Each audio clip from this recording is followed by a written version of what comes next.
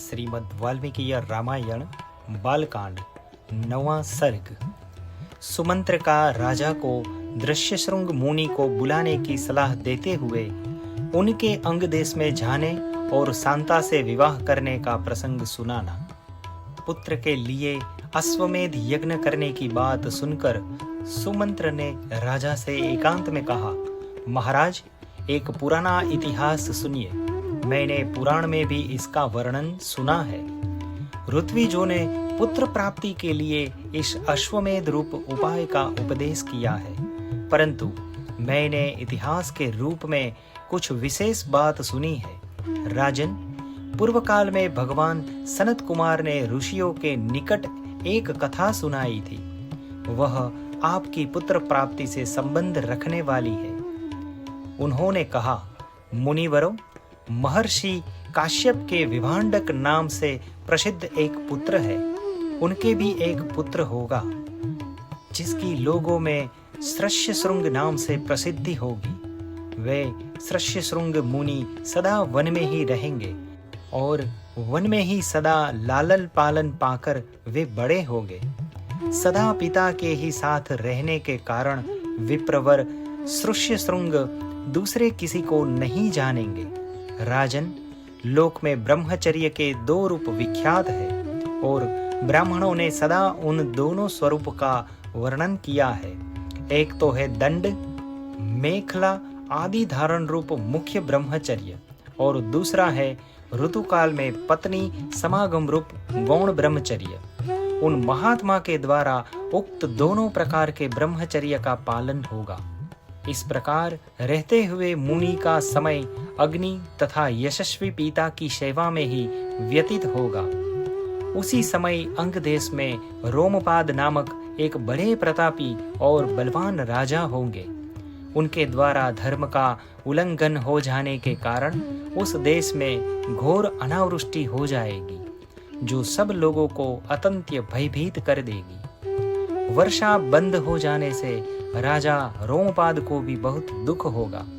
वे शास्त्र ज्ञान में बड़े चढ़े ब्राह्मणों को बुलाकर कहेंगे, विप्रवरों, आप लोग वेद शास्त्र के अनुसार कर्म करने वाले तथा लोगों के आचार विचार को जानने वाले हैं।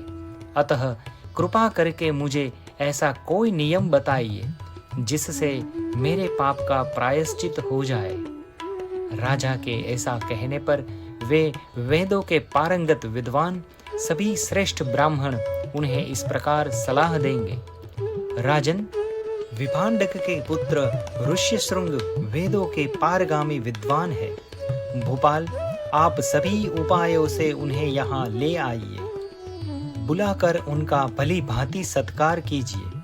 फिर एकाग्र चित्त हो वैदिक विधि से अनुसार उसके साथ अपनी कन्या शांता का विवाह कर दीजिए।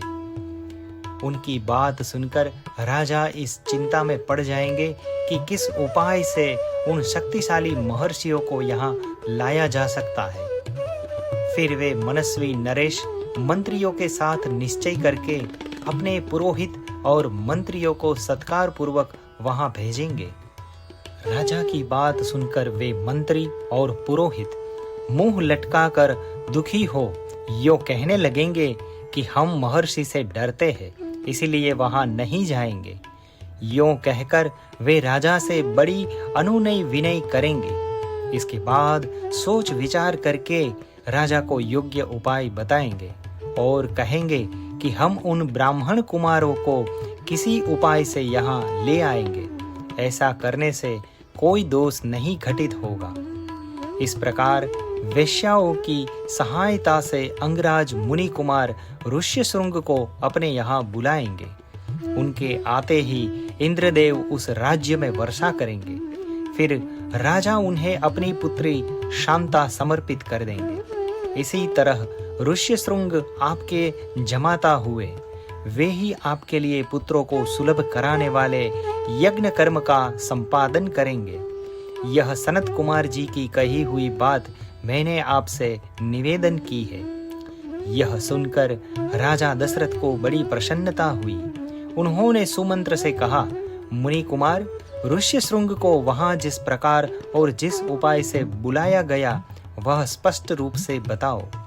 इसी प्रकार श्री वाल्मीकि निर्मित आर्ष रामायण आदि काव्य के बालकांड में 9वां सर्ग पूरा हुआ।